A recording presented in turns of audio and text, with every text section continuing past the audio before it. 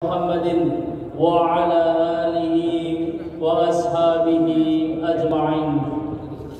رب اشرح لي صدري ويسر لي أمري واحلل عقدة من لساني يفقهوا قولي. أما بعد. Yang terhormat warahmatullahi wabarakatuh. Alhamdulillah alladzi bini'matihi tatimmus salihah wa ashhadu an la ilaha illallah wahdahu la syarikalah wa ashhadu anna muhammadan abduhu wa rasuluh sallallahu alaihi wa ala alihi wa ashabihi wa man tabi'ahum bi ihsanin ila yaumiddin wa sallama taslima katsira. Ya ayyuhalladzina amanu taqullaha wa qulu qawlan sadida yuslih lakum a'malakum wa yaghfir lakum dhunubakum wa man yuti'illaha wa rasulahu faqad faza fawzan 'azima. Amma ba'du, fa inna asdaqal hadisi kitabullah wa khairal hadi hadi Muhammadin sallallahu alaihi wasallam wa syarral umuri muhdatsatuha wa kulla muhdatsatin bid'ah wa kulla bid'atin dhalalah wa kulla dhalalatin finnar. Ikhwan wa akhwati fillah, bapak-bapak, ibu-ibu, kaum muslimin dan muslimah, jamaah salat isya dan majelis taklim Masjid Namira Kota Lamongan yang semoga dimuliakan oleh Allah Subhanahu wa taala. Kepada segenap pengurus yayasan dan takmir Masjid Namira yang semoga dirahmati oleh Allah Subhanahu wa taala. Wabil khusus kepada keluarga Bapak Haji Helmi Reza, semoga Allah Subhanahu wa taala melimpahkan karunia rahmat dan barakah pada keluarga, usaha dan kediaman beliau. Tidak ada kata yang patut kita ucapkan di malam hari ini selain rasa syukur kita kepada Allah Tabaraka wa Ta'ala atas segala karunia nikmat yang telah Allah berikan kepada kita. Baik itu nikmat iman, nikmat Islam, nikmat diberikannya kita hidayah taufik, sehingga kita bisa membedakan mana yang hak, mana yang batil, mana itu yang tauhid, mana yang syirik, mana itu yang sunnah, mana yang bid'ah, mana itu yang ma'ruf, mana yang mungkar. Semuanya itu adalah karena hidayah taufik dari Allah Subhanahu wa ta'ala. Bahkan kita tidak akan pernah mungkin, tidak akan pernah bisa menghadiri majelis malam hari ini jika bukan karena hidayah dari Allah Azza wa Jalla. Allah yang menggerakkan hati kita, Allah yang menggerakkan langkah kaki kita menuju salah satu rumah Allah dari sekian banyak rumah-rumah Allah yang ada di muka bumi ini, yaitu Masjid Namira, untuk talabul ilmi, menuntut ilmu. Semoga Allah Subhanahu wa ta'ala senantiasa melimpahkan nikmat-nikmatnya kepada kita, sebagaimana doa yang Nabi ajarkan kepada sahabat Ibnu Mas'ud radhiyallahu an, agar selalu dilimpahkan karunia nikmat. Doa itu berbunyi, Allahumma inni as'aluka imanan la yartad. Ya Allah, sesungguhnya aku memohon kepadamu iman yang tidak akan pernah lepas. Wa na'iman la yanfad, nikmat yang tidak akan pernah habis. Wa murafaqata Muhammadin sallallahu alaihi wasallam fi a'la jannatil khuldi, dan dapat menyertai Nabi Muhammad sallallahu alaihi wasallam di surga yang tertinggi, kekal untuk selamanya. Hadis ini diriwayatkan oleh Ibnu Hibban. Mudah-mudahan doa-doa kita semua diterima oleh Allah Azza wa Jalla. Dan tentunya kita juga memohon kepada Allah dengan nikmat-nikmat yang Allah karuniakan kepada kita. Kita meminta agar kita dijadikan hamba yang pandai bersyukur kepada Allah Azza wa Jalla. Doa tersebut yang Nabi ajarkan kepada kita adalah doa yang sering kita baca setiap selesai sholat fardu. Doa itu berbunyi, Allahumma a'inni ala dzikrika wa syukrika wa husni ibadatika. Ya Allah, tolonglah aku untuk menjadi seorang hamba yang banyak mengingatmu, wa syukrika, banyak bersyukur kepadamu, wa husni ibadatika, dan menjadi hamba yang selalu memperbagus ibadah kepadamu. Semoga Allah jadikan kita orang-orang yang istiqamah, tetap dalam ketaatan kepada Allah dan Rasulnya sampai ajal menjemput kita. Allah Ta'ala berfirman, wa'bud rabbaka hatta ya'tiyakal yaqin. Sembahlah Allah sampai datang ajal kematian. Semoga Allah wafatkan kita dalam keadaan husnul khatimah. Bapak Ibu kaum muslimin dan muslimah rahimani wa rahimakumullah. Malam hari ini kita akan lanjutkan materi kita. Semestinya kajian kita berada pada Selasa pekan yang ketiga. Karena satu dan lain hal, karena terkait dengan kemerdekaan Republik Indonesia, sehingga saya pribadi mengucapkan kepada seluruh takmir dan yayasan Masjid Namirah, jazakumullah khairan atas waktu yang diberikan kepada kami, sehingga kajian kita tentang kitab Al-Kabair di bulan ini tidak libur, tetap diadakan sekalipun berada pada Selasa pekan yang kelima, yang terakhir. Mudah-mudahan seluruh amalan-amalan takmir dan seluruh jajarannya dibalas oleh Allah dengan amal soleh sebagai pemberat timbangan amal kelak di yaumil hisab. Bapak Ibu sekalian rahimani wa rahimakumullah, terakhir materi kita bulan yang lalu kita telah menuntaskan dosa besar yang pertama, yaitu syirik. Saya anggap tuntas materi itu. Malam hari ini Bapak Ibu, kita akan memasuki dosa besar yang kedua Bapak Ibu sekalian. Dosa besar yang kedua, apa itu? Membunuh orang lain. Waduh, materinya kok hangat Ustaz. Ya, Bapak Ibu sekalian rahimani wa rahimakumullah, menghilangkan nyawa orang lain, membunuh orang lain. Bapak Ibu, seperti biasa kajian kita tentang kitab Al-Kabair selalu kita bagi menjadi dua bagian supaya enak belajarnya, tidak melebar kemana-mana. Apa itu? Terkait dengan dosa besar yang kedua ini juga sama, kita bagi dua bagian materinya.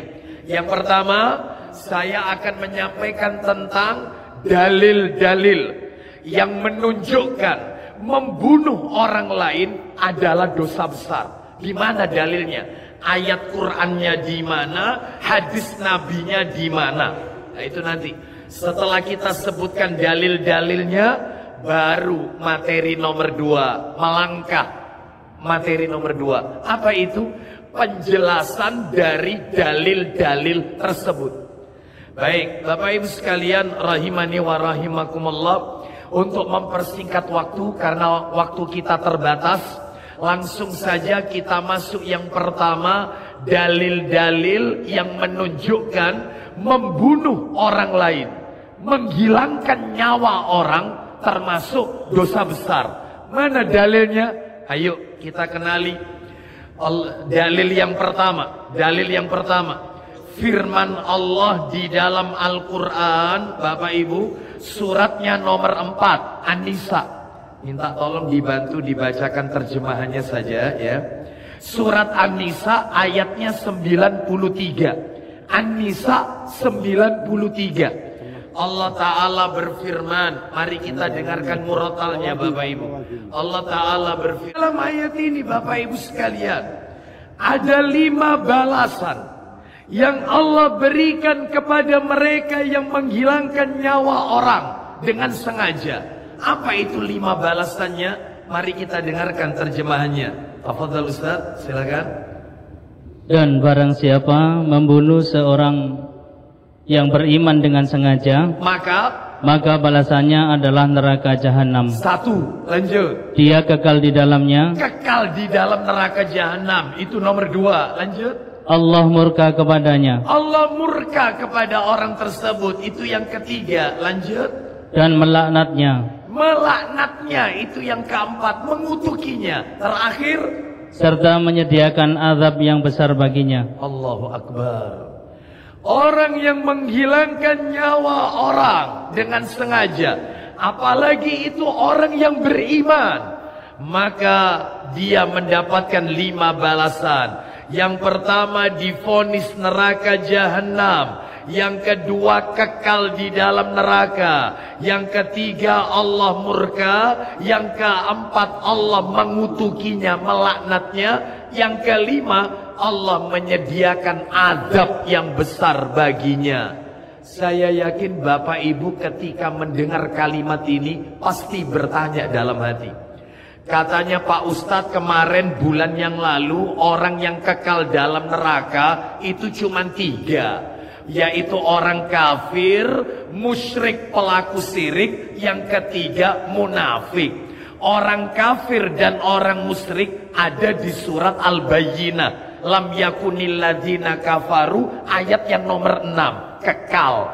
Yang nomor 3 munafik ada di surat An-Nisa ayat 140. Lah kok barusan dikatakan membunuh orang yang beriman dengan sengaja masuk neraka, kekal dalam neraka. Berarti tidak 3 orang kalau begitu Pak Ustadz. Berarti orang kafir, musyrik, munafik, sama orang yang menghilangkan nyawa orang. Pak, Bu, saya jelaskan. Yang kekal permanen dalam neraka tidak mungkin keluar. Tidak mungkin Allah mengeluarkan dari neraka. Khalidina fiha plus abada. Sudah kekal abadi. Nggak mungkin masuk surga. Ya cuma 3 orang Bapak Ibu. Seperti yang kami sebutkan sebelumnya. Orang kafir, musyrik, dan munafik. Jelas ini. Adapun ayat yang baru saja kita dengarkan, menghilangkan nyawa orang beriman, masuk neraka dan kekal, kata para alim ulama maksudnya adalah lama tinggalnya di neraka, tapi dia masih punya kesempatan untuk masuk ke dalam surga. Tinggalnya lama dalam neraka bukan berarti abadi. Kenapa?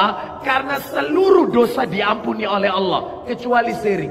Lihat, Allah Ta'ala berfirman kan, kalau tidak salah, yaitu disebutkan di dalam Al-Quran surat apa itu ya? An-Nisa. Mudah-mudahan Bapak Ibu masih ingat ayatnya 48. Allah Ta'ala berfirman, An-Nisa. Allah Ta'ala berfirman, yaitu ayat 48. Allah tidak akan mengampuni dosa karena syirik. Dan dia mengampuni dosa yang selain syirik. Berarti di dalam ayat tadi maksudnya kekal, menghilangkan nyawa orang, lama tinggalnya di neraka. Berapa lama? Wallahu a'lam wa bissawab. Hanya Allah yang mengetahuinya. Baik, ini dalil pertama ya. Insya Allah sudah jelas bahwasanya menghilangkan nyawa orang, vonisnya adalah neraka. Kekal maksudnya lama tinggalnya dalam neraka. Dan Bapak Ibu sudah ingat kan? Masih ingat? pelajaran yang sebelumnya, dosa itu dikategorikan dosa besar apabila pelakunya mendapatkan ancaman neraka, laknat, murka. Termasuk ayat tadi, menghilangkan nyawa orang yang beriman dengan sengaja, sudah neraka jahanam, kekal, dimurkai, dilaknat, mendapatkan azab yang pedih, bertubi-tubi, dosa besar. Dalil nomor 2, Al-Quran lagi. Dalil yang kedua adalah surat Al-Ma'idah. Kita lihat ini, minta tolong dibantu Ustadz, surat nomor 5 Al-Ma'idah, ayatnya 32. Surat nomor 5 Al-Ma'idah, ayatnya 32. Kita dengarkan, Allah berfirman. Silakan Ustadz. Oleh karena itu, kami tetapkan suatu hukum bagi Bani Israel bahwa barang siapa yang membunuh seseorang bukan karena orang itu membunuh orang lain, atau bukan karena berbuat kerusakan di bumi. Stop.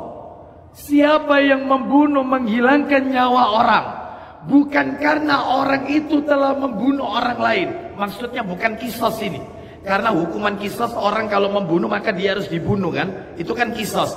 Ini bukan karena dia telah membunuh orang lain, atau bukan karena orang itu berbuat kerusakan sehingga dibunuh. Orang nggak salah, tidak berbuat apa-apa, nyawa melayang, sepele karena sesuatu yang sepele. Karena masalah supporter bola yang kalah dalam pertandingan. Lu coba terjadi atau tidak kayak begini? Tersinggung karena putus cinta sehingga dia tega menghilangkan nyawa, yaitu kekasihnya dan seterusnya, gara-gara tidak diberi uang jajan. Kemarin terjadi, bahkan ditampilkan di layar kaca kita, seorang anak tega menghilangkan nyawa ibunya gara-gara tidak diberi uang jajan, bahkan dibakar rumah orang tuanya. Coba Bapak Ibu, tersinggung atau macam-macam, dia hilangkan nyawa orang. Maka siapa yang menghilangkan nyawa satu orang, maka lanjut Ustaz, maka seakan-akan dia telah membunuh semua manusia. Membunuh satu orang itu dosanya seperti membunuh semua manusia yang ada di muka bumi ini. Lanjut teruskan. Barang siapa memelihara kehidupan seorang manusia, maka seakan-akan dia telah memelihara kehidupan semua manusia. Siapa yang dia memelihara satu kehidupan manusia, satu orang, maka sama dengan dia telah memelihara kehidupan semua manusia yang ada di muka bumi ini. Lanjut, teruskan. Sesungguhnya Rasul kami telah datang kepada mereka dengan membawa keterangan-keterangan yang jelas. Tetapi kemudian banyak di antara mereka setelah itu melampaui batas di bumi. Ini jelas menunjukkan kepada kita menghilangkan nyawa orang dosa besar. Dalil yang nomor 3 terakhir untuk yang ada dalam Al-Quran. Saya kasih yang ketiga ini, yang terakhir yang ada dalam Al-Quran. Setelah itu nanti hadis-hadis Nabi. Dalil yang ketiga adalah yang tidak cukup mengerikan. Itu ada di dalam Al-Quran surat nomor 17 Al-Isra. Kita dengarkan ini, dibantu lagi Ustadz. Surat nomor 17 Al-Isra, ayatnya 31. Ayatnya 31. Al-Isra 31. Allah Ta'ala berfirman, dan janganlah kamu membunuh anak-anakmu karena takut miskin. jangan kau bunuh anak-anakmu karena takut miskin. Digugurkan, lalu anak itu dibuang, lalu janinnya dibuang di selokan, di tempat pembuangan sampah, karena hamil di luar nikah, dan seterusnya. Banyak yang seperti ini karena kau takut miskin, dan seterusnya. Lanjut, setelah itu, kamilah yang memberi rezeki kepada mereka dan kepadamu. Membunuh anak-anak itu, lanjut. Membunuh mereka itu sungguh suatu dosa yang besar. Lalu muncul pertanyaan gara-gara ayat ini. Lalu bagaimana dengan seorang suami? Maaf ya, maaf. Harus saya sampaikan karena ini ilmu, bukan sesuatu yang tabu. Lalu bagaimana hukumnya seorang suami yang ketika menjima istrinya, dia lakukan azl. Apa itu azl? Dikeluarkan di atas rahim. Sperma itu dikeluarkan di luar, bukan di dalam. Bagaimana hukumnya wanita yang melakukan KB, coitus interruptus, yaitu azl? Nah, bagaimana dengan KB, baik itu yang pil atau suntik atau hormon, ya dan seterusnya, atau misalnya dengan yang banyak-banyak sekali. Bagaimana hukumnya KB? Maka Bapak Ibu sekalian rahimani wa rahimakumullah, kata para alim ulama muncul 3 fatwa gara-gara ayat ini, surat 17 ayat 31. Yang pertama, jika membatasi keturunan sifatnya cuma temporer, sementara, baik itu menggunakan obat atau pil KB, suntik, ya suntik hormon ya, atau misalnya azl, yaitu coitus interruptus, dikeluarkan di atas rahim, hukumnya boleh kalau untuk menjaga jarak. Sifatnya sementara, temporer, nggak apa-apa. Antara kelahiran anak pertama dengan ini dikasih jarak. Nah ini nggak apa-apa, katanya para ulama. Yang kedua, jika membatasi keturunan itu sifatnya permanen, KB, spiral, atau dan yang lainnya permanen, sudah nggak ingin punya anak lagi, maka yang seperti ini Bapak Ibu sekalian haram hukumnya, kecuali ada sesuatu yang menurut dokter mudorotnya besar jika memiliki anak kembali. Mungkin karena faktor usia, mungkin karena telah 2 atau 3 kali menjalani operasi sesar sehingga dikhawatirkan kelahiran berikutnya akan pengaruh besar, mungkin terkena penyakit tertentu dan seterusnya, banyak. Kalau itu memang ada mudorot, nggak apa-apa. Tetapi kalau wanita itu sehat, ya, lalu dia ingin membatasi keturunan permanen, dia nggak pengen punya anak lagi, tak stop pakai KB Ustaz. Anda sehat? Sehat Ustaz.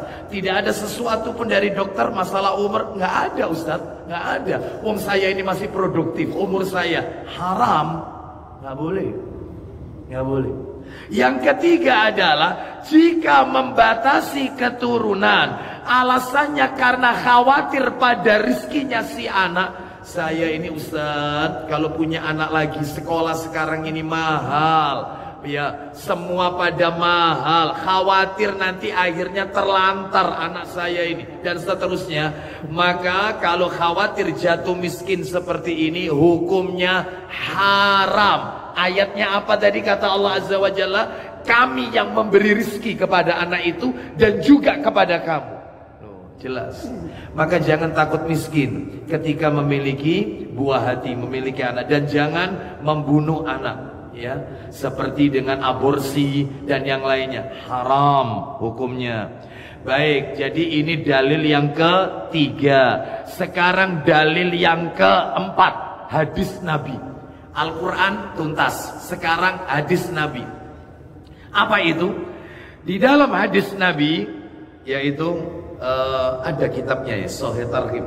Ini mau saya baca ini. Sahih Targhib ada. Ya. Jilid 4 sama 5. Iya, 4 dan 5.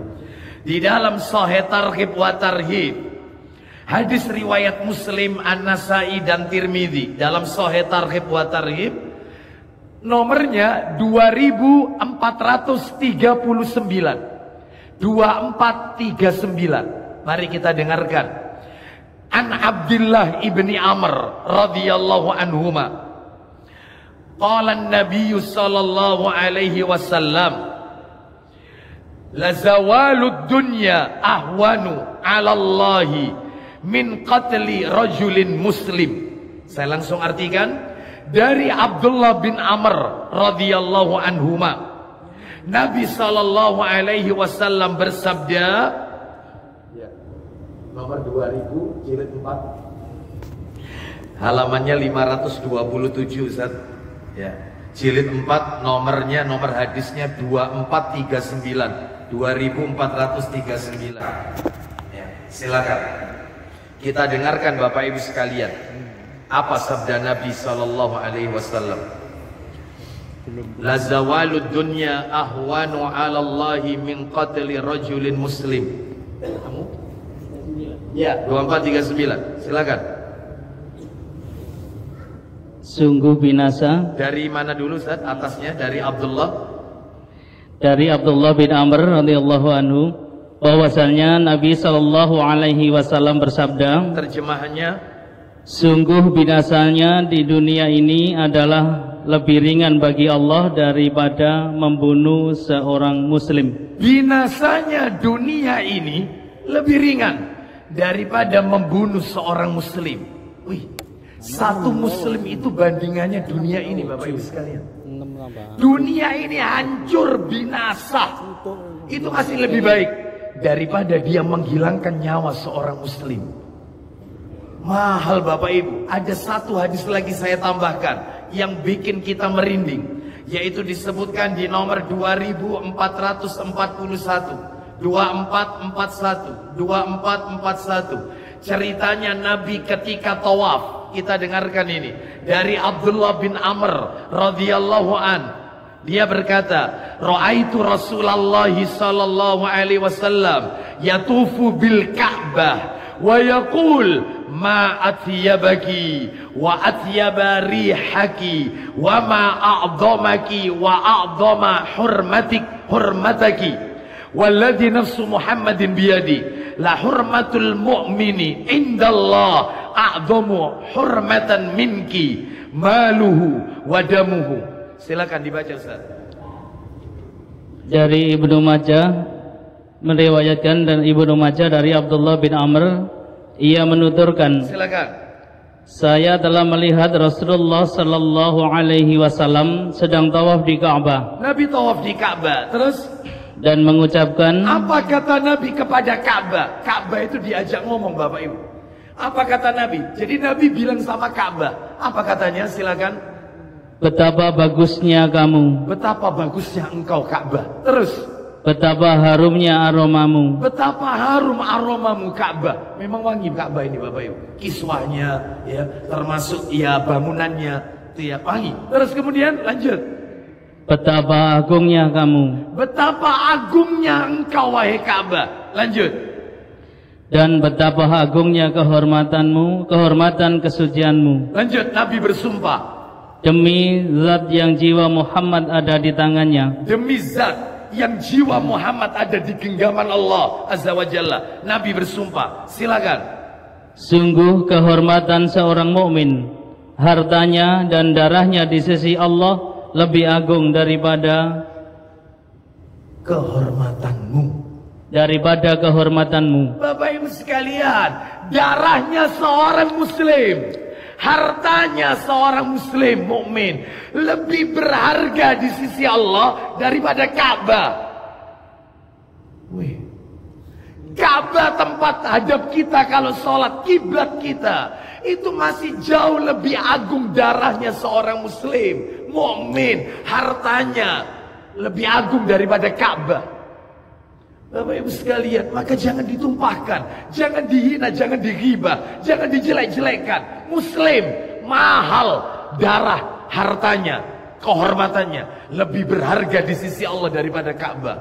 Tapi anehnya di sana sini banyak begal. Padahal yang dia lakukan itu sesama saudaranya sendiri muslim.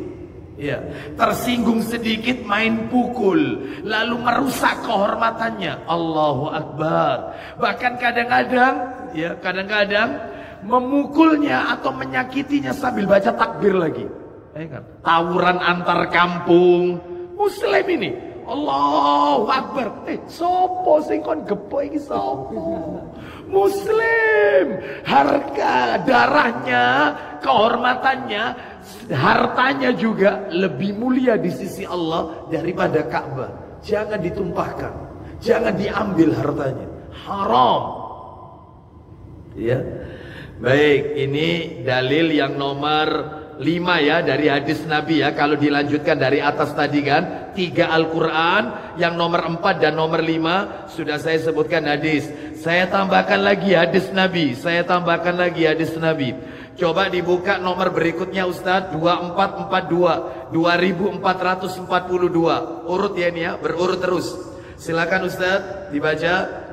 Dari Abu Sa'id dan Abu Hurairah radhiyallahu an, dari Rasulullah sallallahu alaihi wasallam, beliau bersabda, "Lau anna ahlas samai wa ahlal ardi ishtaraku fi dami mu'minin la akabbahu Allahu finnar." Silakan. Kalau sekiranya penghuni langit dan penghuni bumi bersekutu dalam menumpahkan darah seorang mukmin, niscaya mereka diceburkan oleh Allah ke dalam neraka. Langit, penduduk bumi sepakat, berembuk sepakat untuk menghilangkan satu orang muslim, satu orang beriman. Maka langit dan bumi semuanya dimasukkan ke neraka oleh Allah. Mahal darah kita ini, Pak. Mahal. Jangan disakiti sesama muslim. Jangan menyakiti kehormatannya. Jangan mengganggu hartanya, mengambil hartanya. Haram. Tuh, Bapak Ibu sekalian. Lalu kemudian yang terakhir saya akan sampaikan sebagai penutup dalilnya betapa besarnya dosa menghilangkan nyawa orang ini adalah disebutkan, yaitu di dalam hadis dalam kitab Sahih Targhib wa Tarhib. Nomornya adalah nomor 2450 2450. Coba 2450. Tapi sebelum 2450, maaf Ustadz, maaf. 2449 dulu Ustadz. Nah, itu ada cerita menarik di situ. 2449, 2449. Kita dengarkan ini, kita dengarkan. Ya, silakan Ustaz. Dari Abu Musa radhiyallahu an, dari Nabi sallallahu alaihi wasallam, beliau bersabda. Apa isi sabdanya? Langsung terjemahannya aja Ustaz. Silakan. Apabila iblis memasuki pagi hari, maka ia menebarkan tentara-tentaranya dan berkata. Stop. Bapak Ibu, barusan kita dengarkan apabila memasuki di pagi hari, iblis menebarkan bala tentaranya ke daratan ya. Bapak Ibu harus tahu, di dalam hadis yang lain, kitabnya saya bawa ini, Sahih Muslim. Saya bawa Sahih Muslim, itu di nomor aslinya ya, nomor aslinya 2813. Nomor aslinya itu dikatakan, Inna iblisa yadau arsyahu alal ma. Sesungguhnya iblis itu menempatkan kerajaannya, singgasananya di atas lautan. Jadi lautan itu adalah merupakan singgasana iblis. Kerajaannya iblis itu di atas lautan. Lalu dia menebarkan anak buahnya ke daratan untuk membuat kekacauan. Dan ternyata di antara anak buahnya ada yang lapor. Apa kata mereka? Fa'altu kada wa kada. Aku telah melakukan ini, aku telah melakukan ini. Yang satu berkata, aku telah menyebabkan dia berzina. Kata iblis sang pemimpin, kau belum istimewa. Yang satunya berkata, aku telah menyebabkan dia itu meninggalkan sholat. Kau belum istimewa, belum. Sampai nanti ada titik di mana sang pemimpin itu senang mendengarkan laporannya. Apa itu laporannya? Datang seorang anak buah iblis berkata, aku telah menjadikan orang itu menceraikan istrinya. Suaminya mengucapkan kata talak. Yang satunya lagi istrinya ngajukan gugatan. Khulu, menggugat cerai suaminya. Maka kata iblis, kau yang paling hebat. Lalu diberikan mahkota di atas kepala si anak buahnya ini. Lalu didudukkan di sampingnya dan diberhentikan tugas. Nggak boleh bertugas lagi. Itulah visi dan misi tertinggi iblis, memisahkan hubungan suami istri. Dan Bapak Ibu harus tahu bahwasanya suami istri itu kalau cerai nggak mungkin ketemu sampai di surga. Nggak mungkin jadi jodohnya. Kecuali kalau meninggal pasangannya. Seorang wanita, suaminya meninggal dunia. Terus kemudian wanita itu menikah lagi. Setelah menikah, suaminya meninggal juga. Apakah bisa nanti ketemu Ustaz? Jodohnya wanita ini siapa? Katanya Rasulullah, dalilnya dua. Dalil yang pertama, suami terakhir. Itu yang akan jadi suaminya di surga. Dalil yang kedua, dia disuruh memilih. Mana di antara dua lelaki ini yang dia cintai. Itu kalau suaminya wafat. Tapi kalau suaminya mengucapkan talak, selesai. Nggak ketemu. Nggak ketemu. Jadi kalau panjenengan ingin tahu apa yang menyebabkan suami istri nggak bisa ketemu di surga, nggak bisa jadi jodohnya, talak, perceraian. Dan itu misi visinya iblis tertinggi. Hati-hati. Dan ternyata ada lagi, selain cerai itu ada yang membuat iblis itu bahagia, senang. Apa itu? Kita dengarkan. Silakan lanjutkan Ustaz. Dalil yang lain. Silakan. Siapa saja hari ini yang bisa membuat seorang muslim terlantar, ya, niscaya akan saya pakaikan mahkota kepadanya. Nah, lanjut teruskan. Ia menuturkan, Iya. lalu yang ini datang dan mengatakan, Iya. saya selalu dengannya hingga ia menceraikan istrinya. Saya selalu, yaitu mendatanginya sampai dia menceraikan istrinya, mengucapkan kata talak. Apa kata iblis? Lalu iblis berkata, ia sudah hampir akan menikah lagi. Baik, itu di sisi lain, artinya perceraian tetap terjadi, dan itu misi visi iblis. Ternyata laki-laki atau wanita yang bercerai ini mau nikah lagi dia dengan orang lain. Kata iblis kepada anak buahnya, dia mau nikah lagi kok. Ya, kalau ini jelas, ini merupakan visi misi tertinggi iblis. Hebat ini. Lanjut teruskan. Dan datang yang satu lagi berkata, Apa itu? saya selalu dengannya hingga ia durhaka kepada kedua orang tuanya. Saya selalu menyertai orang ini sampai dia itu durhaka, kurang ajar dengan orang tuanya. Durhaka sama orang tua. Contohnya anak durhaka kepada orang tua itu banyak Bapak Ibu. Banyak sekali, dan ini termasuk dosa besar. Mulai dari menghina orang tua, membodoh-bodohi orang tua dengan kata-kata misalnya, papa ini gaptek, mama ini lola loadingnya lambat, papa sama mama ini jadul, zaman dulu, ya ketinggalan zaman. Itu durhaka, itu termasuk durhaka itu. Termasuk seorang anak yang menghina masakan orang tua. Bu, masak apa? Ibu ndak masak. Ada sisa masakan kemarin rawon itu kalau kamu mau. Apa kata anaknya? Kemarin rawon, sekarang rawon. Rawonnya lihat aku, bosen bu. Saya mau tanya, rawon itu kalau tambah nginep enak apa enggak? Memang enggak bisa masak soalnya, enggak ngerti. Iya. Bisanya itu nyacat, menghina masakan orang tua. Itu anak durhaka. Sampai pada tingkat seorang anak yang suka, yaitu menyusahkan orang tuanya. Hutang sana, hutang sini yang nutupi orang tuanya. Anaknya kena narkoba, orang tuanya menjadi tercoreng namanya. Ya, kebaikan keluarganya menjadi tercoreng dan seterusnya. Menyusahkan anak seperti itu, tidak menyebabkan orang tuanya menjadi senang. Nah, selalu membuat repot orang tua. Contoh, dia menikah, orang tuanya diajak tinggal sama dia. Lalu dia kerja, istrinya juga kerja, punya anak dititipkan sama orang tuanya.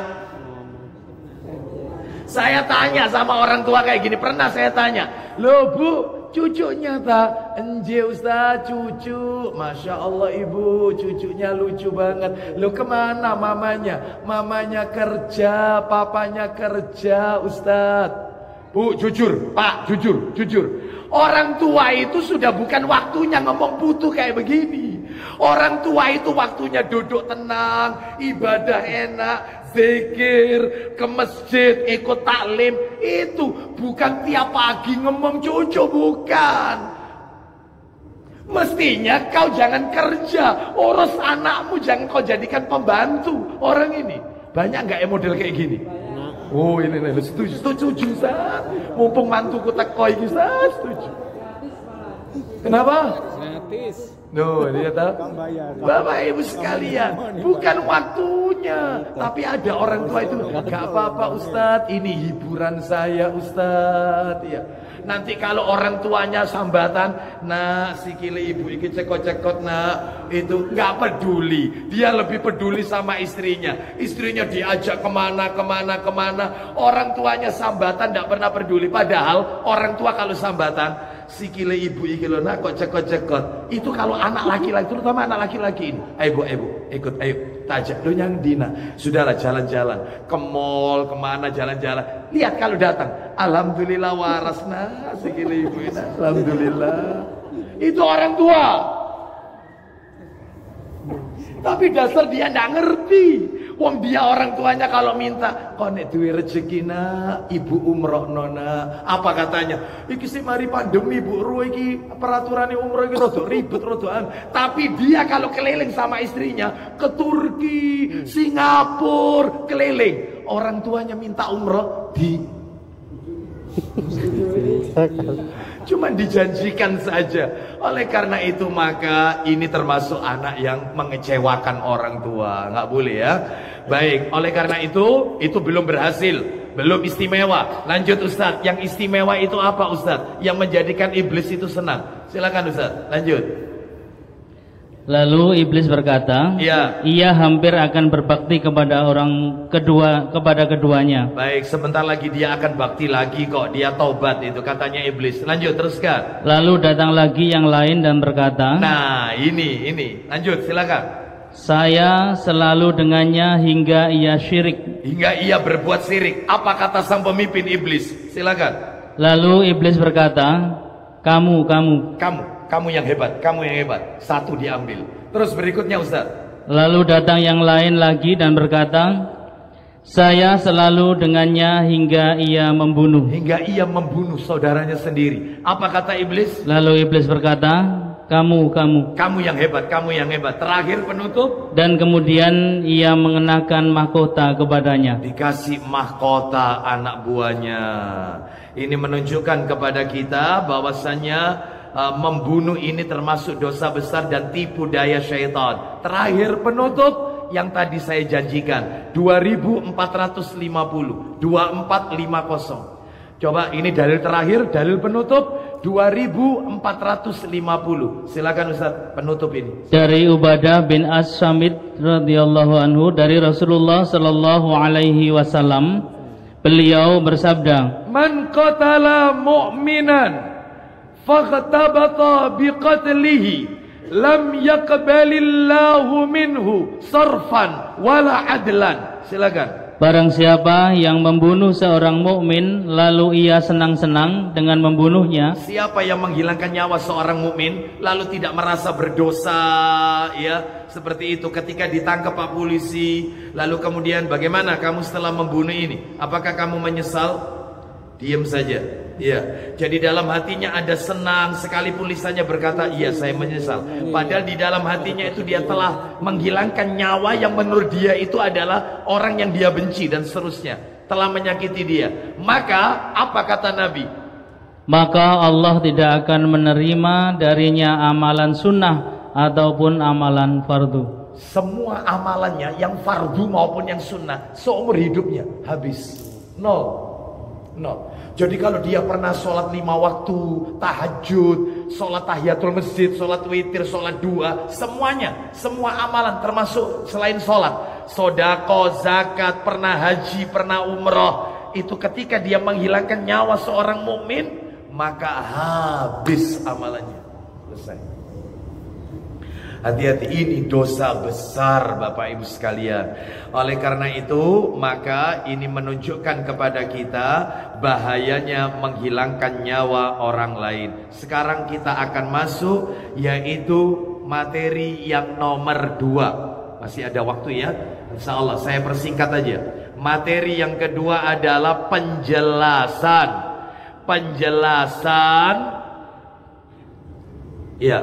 penjelasan dari dalil-dalil yang telah kami sampaikan tadi. Apa itu? Satu, penjelasannya lumayan ini sebenarnya, agak banyak ini ya. Penjelasannya adalah yang pertama ini. Yang pertama, menghilangkan nyawa seorang mukmin dan menghilangkan nyawa seorang kafir dhimmi atau kafir mu'ahad adalah dosa besar. Menghilangkan nyawa seorang mukmin dosa besar, termasuk menghilangkan nyawa orang kafir, tapi kafirnya kafir dhimmi atau kafir mu'ahad dosa besar. Siapa Ustadz kafir dhimmi, kafir mu'ahad itu? Orang kafir itu ada 4 Bapak Ibu. Orang kafir itu modelnya ada 4. Yang pertama orang kafir dhimmi, yang kedua kafir mu'ahad, yang ketiga kafir musta'man, yang keempat kafir harbi. Orang kafir yang pertama sampai yang ketiga, dhimmi, mu'ahad, musta'man, adalah orang kafir yang mau hidup damai dengan kita, dan mereka membayar jizyah, pajak kepada pemerintah Islam. Dan dia tidak mengganggu kita, dia tidak mengganggu peribadatan kita, bahkan dia suka memberi hadiah kepada kita. Mereka orang yang suka menyapa kita, bahkan mereka kalau memiliki sesuatu kita diberi, bahkan mereka kalau ada acara kita diundang. Orang yang hidup baik, damai dengan kita, ya tetangga kita mungkin ya, di beberapa perumahan itu kan ada ya. Saya pernah mendengar ada salah satu jamaah kita, Ustadz saya ini tinggal di satu perumahan Ustadz. Perumahannya itu klaster-klaster Ustadz. Satu klaster itu Ustadz, yang muslim cuma 3 kakak.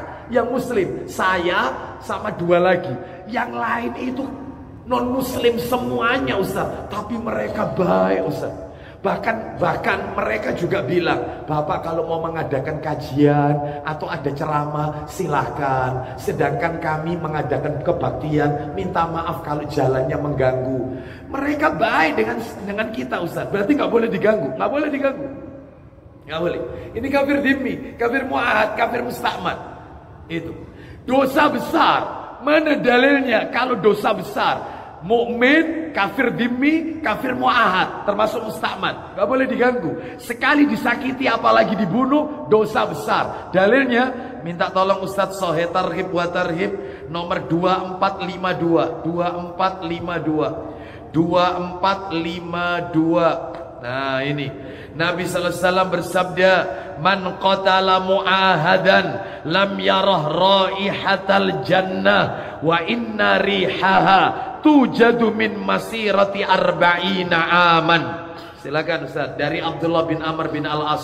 Dari Abdullah bin Amr bin Al-As radhiyallahu anhu, ia menuturkan Rasulullah sallallahu alaihi wasallam telah bersabda. Apa isi sabdanya Ustaz? Barang siapa yang membunuh orang kafir yang terikat perjanjian damai, ya, yaitu kafir dhimmi atau kafir mu'ahad, terus niscaya ia tidak akan mencium aroma surga. Duh, jangankan masuk surga, wanginya surga tidak dia dapatkan. Jangan diganggu, jangan diganggu. Jadi kalau kita mengganggu mereka, doanya sama seperti doa kita tanpa hijab. Allah akan mengabulkan doa mereka, karena mereka telah berbuat baik kepada kita. Ya. Maka dalam hal ini tidak boleh mengganggunya, apalagi sampai menghilangkan nyawanya. Sedangkan Ustadz bau surga itu, lanjutkan. Padahal sesungguhnya aromanya tercium dari jarak perjalanan 40 tahun. Aroma surga itu, wanginya surga bisa tercium dari jarak perjalanan 40 tahun. Satu hari, jangan 1 tahun, satu hari 1000 tahun. Di hari kiamat, di akhirat 1000 tahun. Ini 40 tahun, bayangkan. Itu sudah tercium aroma wanginya. Nah, sedangkan ini nggak dapat wanginya surga. Banyak orang-orang yang nggak dapat wanginya surga ini, Pak. Banyak orang-orang yang tidak mendapatkan mencium aroma wanginya surga, banyak. Siapa? Oh, diantaranya jangankan masuk surga, wanginya tok nggak dapat. Diantaranya orang yang menyemir rambutnya dengan warna hitam. Nggak boleh. Kalau rambutnya sudah putih, jangan disemir hitam. Jangan. Itu mana dalilnya? Ayo tak tunjukkan dalilnya. Ini mumpung ketemu yang sepuh-sepuh di sini.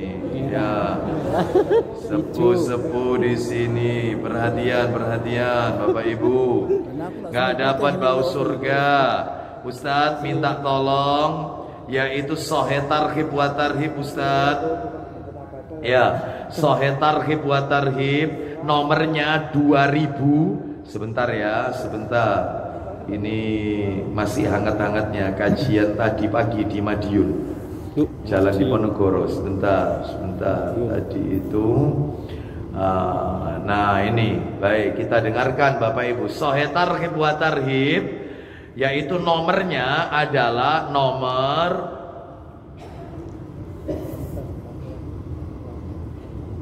nah ini 2097 Ustaz. 2097, coba 2097 Sahih Targhib wa Tarhib 2097. Coba, nah yaitu dari Ibnu Abbas radhiyallahu an. Termasuk dia dari sini adalah wanita, termasuk bapak-bapak, rambutnya atau jenggotnya nggak boleh dikasih warna hitam. Kalau sudah memutih, silakan dibaca dari Ibnu Abbas Ustaz. Dari Ibnu Abbas radhiyallahu anhu, ia menuturkan Rasulullah sallallahu alaihi wasallam bersabda, isinya akan ada suatu kaum yang merubah warna jenggotnya di akhir zaman nanti dengan warna hitam. Nah, terus seperti tembolok burung dara, mereka tidak akan mencium aroma surga. Nah, mereka nggak dapat mencium aroma wanginya surga. Sedangkan aroma surga bisa tercium dari jarak yang sangat jauh. Lah terus sikapnya gimana kalau punya rambut putih? Coba dibuka 2091, mundur Ustaz, 2091. Coba dibuka 2091-nya, silakan. Dari Amr bin Shu'aib, dari ayahnya, dari kakeknya. Ia menuturkan Rasulullah Shallallahu Alaihi Wasallam telah bersabda. Yang keras Ustaz terjemahannya. Janganlah kalian mencabut uban. Loh, nggak boleh dicabut. Ini malah nyuruh anaknya. 1.500. Makanya ya gatel kan. Nah, nggak nyaman kan. Makanya anaknya itu terus mumpung ini. 1, 2, iya, dapat 5, 2.500. Oh, ya. Jangan, kenapa nggak boleh uban itu dicabut? Lanjut Ustaz. Silakan. Karena sesungguhnya tidaklah seorang muslim beruban satu helai uban di dalam Islam, melainkan ia akan menjadi cahaya baginya pada hari kiamat. Loh, bercahaya. Lanjutkan dalil berikutnya. Dicatat untuknya, teruskan. Di dalam riwayat yang lain disebutkan, dicatat untuknya dengan ubannya itu satu kebajikan dan dihapus dengannya satu dosa darinya. Punya satu rambut putih dikasih satu pahala, dosanya diampuni satu. Semakin banyak yang putih, semakin banyak dosa terampuni. Loh, itu ya, seperti itu. Jadi bapak-bapak ya, terhormat ibu, Ustaz, lah kalau rambut saya putih, apalagi saya wanita, Ustaz, lah suami saya lihat saya kelihatan tua, akibatnya nanti gitu ya. Lah terus gimana? Nah, ada solusinya. Apa solusinya? Diberikan warna dengan henna atau katam. Henna itu menimbulkan warna kecoklatan, kalau katam kemerah-merahan. Jadi rambutnya coklat atau merah. Bahkan Abu Bakar As-Siddiq itu jenggotnya warnanya warna kunyit, oranye, kekuning-kuningan, warna kunyit. Bapak Ibu kalau lihat di Mekah ada orang itu yang jenggotnya warna merah, tapi itu pakai pacar, bukan di bleaching atau disemir, bukan. Jadi mungkin nanti tolong ke rumah yang sudah putih-putih rambutnya, kajian bulan depan sudah harus kelihatan coklat ya, atau merah ini yang hadir ini ya. Itu keren itu. Ada yang nanya, Ustadz bagaimana kalau tak kasih warna hijau atau biru? Itu supporter bola. Bapak Ibu sekalian, jangan aneh-aneh gitu loh ya. Ya sudah, petunjuk Nabi diikuti saja. Kembali ke materi kita. Jadi tidak boleh membunuh orang kafir, zimmi, muahad atau musta'man. Lah yang satunya kafir harbi.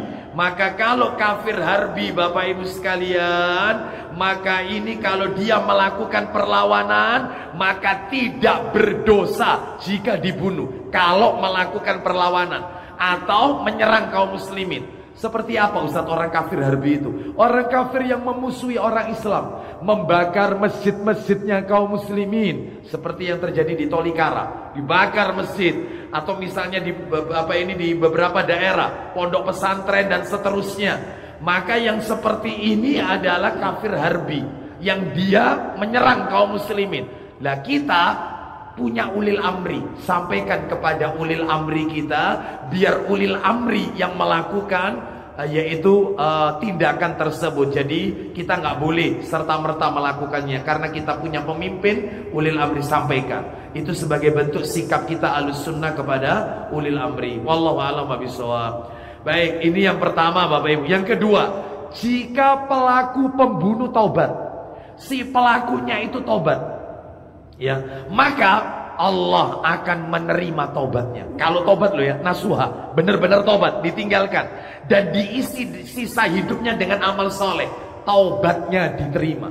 Habis bunuh orang, ya, mungkin dia di penjara, maka sebagai bentuk yaitu agar taubatnya diterima, maka dia menyesal melakukan sholat sunnah 2 rakaat, sholat sunnah taubat. Lalu dia bertekad, berjanji untuk tidak mengulanginya kembali, serta diisi sisa hidupnya dengan amal-amal kebajikan. Mudah-mudahan tobatnya diterima. Ada dalilnya? Ada. Allah Ta'ala berfirman surat nomor 8 Al-Anfal. Maaf. Surat nomor 25. Surat 25. Al-Furqan. Surat 25 Al-Furqan. Surat nomor 25 Al-Furqan. Ayatnya adalah ayat 68 sampai 70. 68 sampai 70. Allah Ta'ala berfirman. Silakan Ustaz. Ya. Dan orang-orang yang tidak menyekutukan Allah dengan sembahan lain, Terus. dan tidak membunuh orang yang diharapkan Allah kecuali dengan alasan yang benar, Terakhir. dan tidak berzina, dan barang siapa melakukan demikian itu niscaya dia mendapatkan hukuman yang berat. Perhatikan Bapak Ibu ya, kalimat ini kalau kita tidak pahami akibatnya salah menerjemahkannya. Lihat ya, orang-orang yang tidak menyekutukan Allah dengan sembahan lain, maksudnya nggak syirik, dan tidak membunuh orang yang diharamkan Allah kecuali dengan alasan yang benar. Nanti saya jelaskan. Dan tidak berzina. Selesai kan? Tidak syirik, tidak membunuh, tidak berzina. Barang siapa melakukan demikian itu, maksudnya adalah sebaliknya. Dia ternyata melakukan syirik, ternyata dia menghilangkan nyawa orang, dan dia juga berzina, niscaya dia mendapatkan hukuman yang berat. Lanjut 69-nya Ustaz, yakni akan dilipat gandakan azab untuknya pada hari kiamat, dan dia akan kekal dalam azab itu dalam keadaan terhina. Baik, teruskan terakhir poinnya. Kecuali orang-orang yang bertobat dan beriman, dan mengerjakan kebajikan. Yaitu syaratnya taubat nasuha. Taubat, beriman, dan melakukan amal kebaikan. Setelah itu, kemudian maka kejahatan mereka diganti Allah dengan kebaikan. Lihat, kejahatan dosa mereka diganti oleh Allah dengan kebaikan. Allah Maha Pengampun. Lanjut. Allah Maha Pengampun, Maha Penyayang. Baik, Bapak Ibu sekalian rahimani wa rahimakumullah, ini menunjukkan kepada kita jika dia betul-betul tobatnya diterima oleh Allah. Yang nomor 3 Bapak Ibu, saya cukupkan sampai nomor 3 saja ya, karena waktunya. Sebenarnya ini ada beberapa, ini agak panjang ini. Ya, sampai jam berapa? Ya sekarang ini ya, habis ya. Oh bersambung ya, baik. Ya. Yang nomor 3 terakhir ya, yang nomor 3. Ada beberapa pembunuhan yang tidak dikisos, tidak dibalas bunuh. Ada beberapa model pembunuhan yang tidak dikisos alias tidak dibalas bunuh. Hukumnya itu kan Bapak Ibu, hukumnya membunuh orang maka harus dikisos. Kalau dia menghilangkan nyawa orang maka dia harus dibunuh. Ini ternyata ada pengecualian. Ada beberapa model pembunuhan yang pelakunya tidak dihukum bunuh, nggak kena kisos. Apa itu Ustaz? Ada 3 model. Tolong diingat-ingat, ini hukum Islam, wajib kita imani. Apa itu 3 model pembunuhan yang pelakunya tidak diancam kisos, nggak kena kisos dalam Islam? Apa itu? Jadi kalau misalnya dia membunuh melakukan itu, maka di dalam Islam orang itu tidak boleh dibunuh. Mungkin dihukum lain, mungkin dipenjara atau diasingkan, tapi tidak dibunuh. Itu ya. Padahal orang membunuh orang itu harus dibunuh. Ini ada 3. 1. Jika seorang ayah atau orang tua membunuh anaknya, bapak bunuh anaknya, maka bapak nggak boleh dibunuh, nggak boleh. Tapi kalau dibalik, anak bunuh orang tua, anaknya harus dibunuh. Ketetapan dari Rasulullah SAW. Ada 3 model pembunuhan yang pelakunya tidak kena kisos. Bapak bunuh anak. Mana dalilnya? Dalilnya adalah kitabnya insya Allah Masjid Namiro ada. Nanti bisa dicek ya. Yaitu dalam Ibnu Majah. Jilidnya jilid 2, nomornya 2178, 2178. Nanti bisa dicek sendiri ya. Begini bunyinya, dari Umar bin Al-Khattab radhiyallahu an, dia berkata, Rasulullah sallallahu alaihi wasallam bersabda, la yuqtalul walidu bil waladi. Seorang ayah tidak boleh dibunuh dengan sebab membunuh anaknya. Enggak dibunuh. Tapi kalau sebaliknya, anak bunuh orang tua, anaknya harus dikisos, dibunuh. Ini ketetapan sami'na wa ata'na. Yang nomor 2, jika seorang orang merdeka membunuh budak, orang merdeka membunuh budak, maka orang yang merdeka ini majikannya nggak boleh dibunuh. Nggak boleh. Mungkin bayar denda ya, tergantung keluarganya korban. Minta denda berapa? Tergantung, kan begitu. Bapak Ibu sekalian, sesuai kesepakatan. Atau bisa jadi keluarga korban mengikhlaskan. Ya sudah, kita damai saja. Sudah, tidak apa-apa. Mungkin sudah takdirnya anak saya melayang nyawanya di tangan Anda. Saya maafkan Anda. Mudah-mudahan dosa Anda diampuni oleh Allah. Sudah, perkara ini kita selesaikan secara kekeluargaan. Atau keluarganya nuntut, tolong, saya nuntut. Saya nggak nuntut Anda masuk penjara, tapi tolong anaknya ini, keluarga saya yang kau bunuh, tolong kau sekolahkan sampai selesai sekolahnya, sama biayanya, tolong kamu tanggung. Bisa jadi, tapi tidak dibunuh, nggak boleh. Dalam Islam loh ya, dalam Islam. Orang merdeka majikan membunuh budak. Ustadz, budak itu ada tak Ustadz di Indonesia? Nggak ada. Budak itu ada kalau ada konflik peperangan. Sedangkan pembantu rumah tangga, terus TKW, TKI itu bukan budak. Budak itu kalau ada konflik lalu ditawan, diperbudak. Nah itu ada. Sedangkan negeri kita aman. Mudah-mudahan Allah berikan nikmat aman ini sampai yaitu Allah tentukan. Baik, sesuai dengan ketetapan Allah Azza wa Jalla. Baik, ini nomor 2. Nomor 3, lo dalilnya mana? Nanti jadi 1. Yang nomor 3 adalah jika seorang muslim membunuh orang kafir di luar peperangan. Muslim tidak boleh dibunuh. Muslim bunuh kafir, maka muslim tidak boleh dibunuh. Tapi kalau sebaliknya Ustaz, orang kafir bunuh Islam, dia harus dibunuh. Dia harus dibunuh. Mana dalilnya? Ibnu Majah lagi, nomornya 2172. Kalau tadi kan 2174, yang sekarang 2172. Saya bacakan dari Ibnu Abbas radhiyallahu anhuma, dari Nabi sallallahu alaihi wasallam, beliau bersabda, la yuqtalu mu'minun bikafirin wala dzu ahdin fi ahdihi. Seorang mukmin tidak dibunuh dengan membunuh seorang kafir. Demikian pula membunuh seorang hamba sahaya, yaitu pada masanya. Jadi Bapak Ibu sekalian, namun demikian meskipun tidak dibunuh, akan tetapi ada ancaman. Membunuh orang kafir dosa besar. Ancamannya ada, dosa besar. Tetapi orang yang membunuh muslim, yang membunuh orang kafir tadi, tidak dibalas bunuh juga. Sebaliknya kalau ada orang kafir bunuh muslim, maka dia harus dibunuh kisos. Wallahu a'lam wa bishawab. Bapak Ibu sekalian, nanti akan kami jelaskan berikutnya. Ada materi yang menarik setelah ini sebenarnya, tapi tidak saya sampaikan sekarang karena waktunya. Apa itu?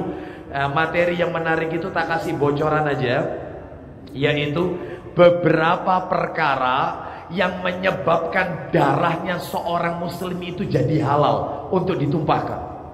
Tapi yang melakukannya ulil amri, eksekutornya ulil amri, muslim, KTP-nya Islam, seorang muslim itu boleh dibunuh karena totalnya 12 hal. 12 hal. Ya. Tapi yang melakukannya ulil amri, bukan kita. Yang berhak melakukannya ulil amri, bukan kita. 12 orang yang darahnya halal untuk ditumpahkan. Nah itu ya. Siapa saja 12 orang itu, insya Allah pada kesempatan yang akan datang akan kami sampaikan. Wallahu a'lam wa bishawab. Demikian apa yang bisa kami sampaikan. Mudah-mudahan menjadi tambahan ilmu yang bermanfaat. Mudah-mudahan Allah meridhoi amal ibadah kita.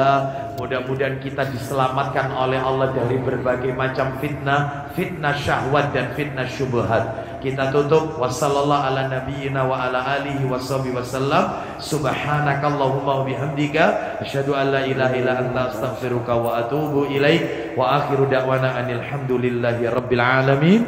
Assalamualaikum warahmatullahi wabarakatuh. Terima kasih disampaikan. Silakan. Kita dengarkan Bapak Ibu sekalian, apa sabda Nabi sallallahu alaihi wasallam. Jika kita kembali materi pada